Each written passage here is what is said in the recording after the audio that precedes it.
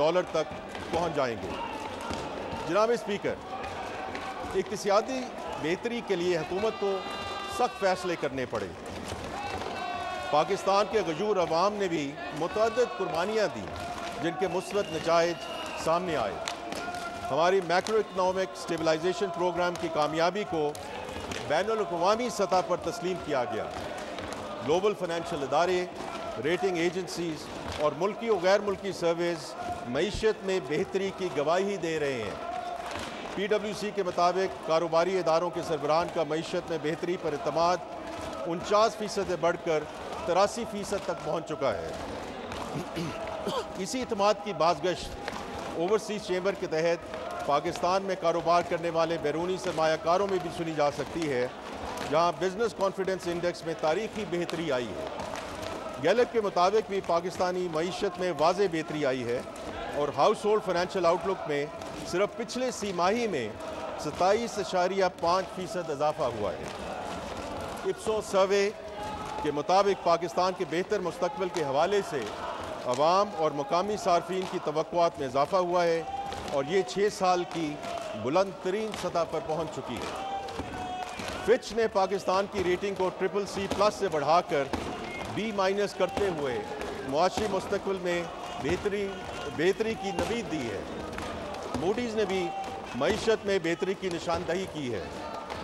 Asian development bank, world bank और IFC ने न सिर्फ पाकिस्तानी मईशत के मुस्तकबिल पर एतमाद का इजहार किया है, बल्कि पाकिस्तान के लिए खतीब फाइनेंसिंग फराहम करने का भी ऐलान किया है। वज़ीर आज़म मोहम्मद शहबाज शरीफ की क़यादत में हुकूमत ने मुख्तसर अरसे में मुख्तलिफ सेक्टर्स में कई अहम कामयाबियाँ हासिल की हैं। मैं इन कामयाबियों और कुछ अहम इस्लाहात की तफसील ईवान के सामने रखना चाहता हूँ। सबसे पहले FBR रिफॉर्म। जनाब स्पीकर, हमारा सबसे अहम मुआशी मसला महसूलात के निज़ाम की मुसलसल कमज़ोरी थी। पाकिस्तान की टैक्स टू GDP रेशो 10% थी, जो कि तरक्याती अखराजात और रियासत की इंतज़ामी मामला चलाने के लिए नाकाफ़ी थी। मज़ीद बराम FBR के मुताबिक पाकिस्तान में टैक्स गैप का तखमीना 5.5 ट्रिलियन रुपया लगाया गया, यानी हम आधे से ज़्यादा मुमकिन टैक्स से महरूम थे। ये सूरत हाल नाकाबिल कबूल थी। इस खला को पुल करना ना सिर्फ ज़रूरी था, बल्कि मुल्क को 14% टैक्स टू GDP रेशो की पायदार तरक्की की राह पर डालना नागुज़ीर था। ये बात रोशन की तरह यहाँ हो चुकी थी कि FBR इस हल का महज एक हिस्सा नहीं बल्कि बुनियाद है। FBR को ट्रांसफॉर्म किए बगैर मईशत को मुस्तहकम करना और कौमी अहदाफ हासिल करना मुमकिन ना था।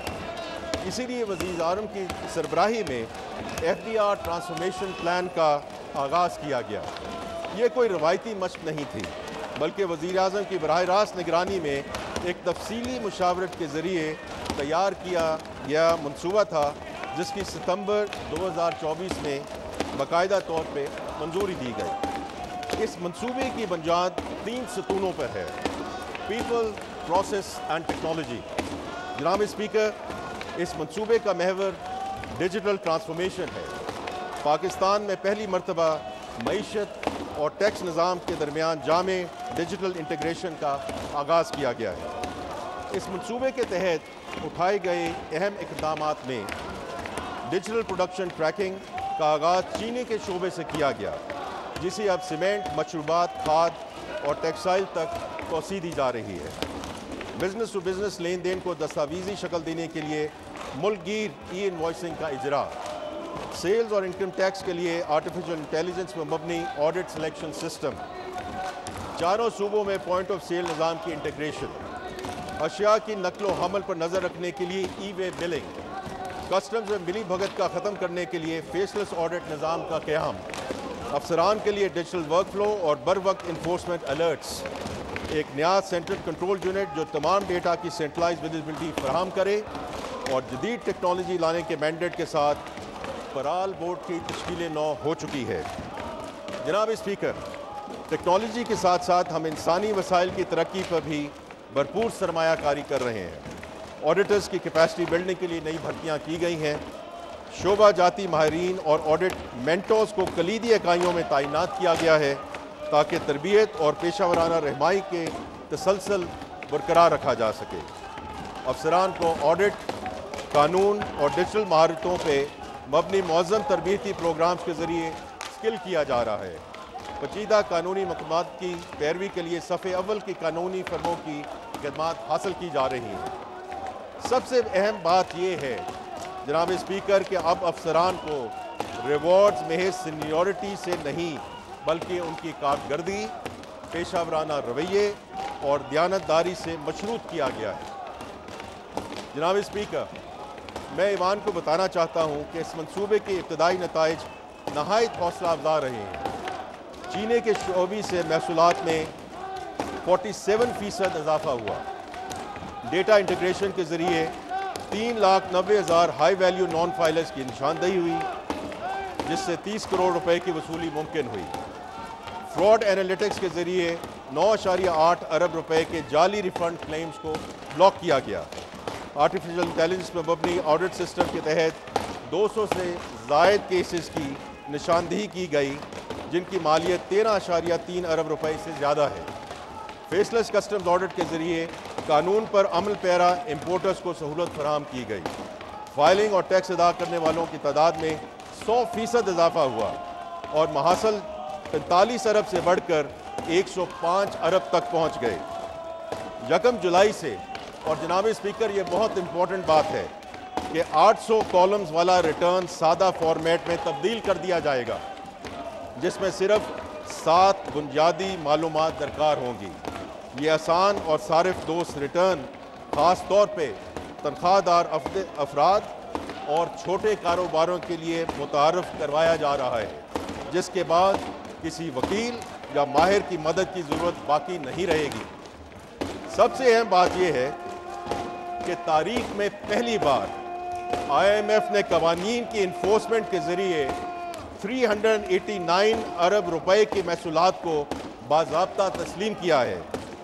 یہ غیر معمولی اعتراف ہمارے اصلاحاتی اقدامات کی طاقت، وسعت اور ساکھ کا واضح ثبوت ہے۔ دوسرے الفاظ میں جناب اسپیکر، یہ IMF کا پاکستان کی اصلاحات پر اعتماد کا مظہر ہے۔ جو لوگ منی بجٹ کا ڈھنڈورا پیٹ رہے تھے، میں بڑے ادب سے ان دوستوں کی خدمت میں عرض کرنا چاہتا ہوں کہ کوئی میرے بجٹ نہیں آیا اور نہ ہی کوئی اضافی ٹیکس لگایا گیا۔ کئی ٹیکس نائندگان مقدمات کے ذریعے ٹیکس سے بچنے کی کوشش کرتے ہیں۔ ان کیسز کی کمزور پیروی کی وجہ سے حکومتی محاصل طویل عرصے تک التوا کا شکار رہتے ہیں۔ موجودہ حکومت کی کامیاب حکمت عملی کی وجہ سے اس سال FBR نے کامیاب لٹیگیشن کے ذریعے 78.4 ارب روپے کے محاصل وصول کر لیے ہیں۔ اس اہم کامیابی پر میں قانونی ٹیم اور معزز عدلیہ کا تہہ دل سے مشکور ہوں۔ اس کے علاوہ عدالتوں میں ADR سے متعلق ایک مقدمے کو نیگوشیٹڈ سیٹلمنٹ کے ذریعے حل کیا گیا، جس سے قومی خزانے کو 77 ارب حاصل ہوئے۔ اب میں جناب اسپیکر آتا ہوں انرجی ریفارمز کی طرف۔ جناب اسپیکر، معاشی ترقی کے لیے پاور سیکٹر کے شعبے کی اہمیت مسلمہ ہے۔ ہم نے معاشی ترقی کے حصول اور ملکی صنعت کے لیے بجلی کی اہمیت کے پیش نظر صنعتی شعبے کے لیے بجلی کی قیمت میں 31% سے زائد کمی کی ہے، جبکہ 1 کروڑ 80 لاکھ مستحق اور پروٹیکٹڈ صارفین کے لیے بجلی کی قیمت میں کمی 50% سے بھی زائد ہے۔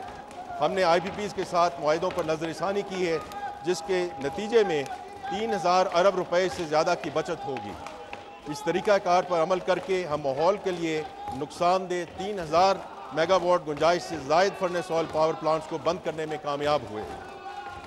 ہمیں احساس ہے کہ مستقل بنیادوں پر بہتری لانے کے لیے پاور سیکٹر میں گہری اور بنیادی اصلاحات لانا ضروری ہیں۔ ہم نے آگے بڑھتے ہوئے فیصل آباد، گوجرانوالہ اور اسلام آباد کی 3 ڈسٹریبیوشن کمپنیوں کی نجکاری کا تقریباً آدھا عمل مکمل کر لیا ہے اور ان کی نجکاری کے تمام ضروری لوازمات پورے کر لیے گئے ہیں۔ ہم نے بجلی کی ترسیل کے ادارے NTDC کو مؤثر بنانے کے لیے اس کی تنظیم نو کی ہے اور اسے 3 نئی کمپنیوں میں تقسیم کر دیا ہے۔ ये कंपनियां मुस्तकबिल के प्रोजेक्ट की मनसूबाबंदी और उन पर अमल दरामद की जिम्मेदार होंगी ताकि बिजली के तरसीली नज़म में रुकावटें दूर की जा सकें। इन इदारों को चलाने के लिए आलमी मयार के अफराद तैनात किए जाएंगे। जनाब स्पीकर, मुझे ये बताते हुए खुशी महसूस हो रही है कि अब बिजली की तकसीम कार कंपनियों का इंतज़ाम प्रोफेशनल बोर्ड्स के सपुर्द है। हमने इन बोर्ड्स में सियासी मुदाखलत को ख़त्म कर दिया है। प्रोफेशनल बोर्ड्स के आने से इन कंपनियों ने सिर्फ 9 महीनों में अपने नुकसानात में 140 अरब रुपए की कमी की है। इंशाअल्लाह हमारा अज़्म है कि अगले 5 सालों में कंपनियों के इन नुकसानात को मुकम्मल तौर पर ख़त्म कर दिया जाएगा। बिजली के शोबे में कम्पेटिटिव और आज़ाद मार्केट के क़याम के लिए कानून साजी और ज़वाबत को हतमी शक्ल दे दी गई है और अगले 3 माह में इस पर अमल दरामद शुरू हो जाएगा।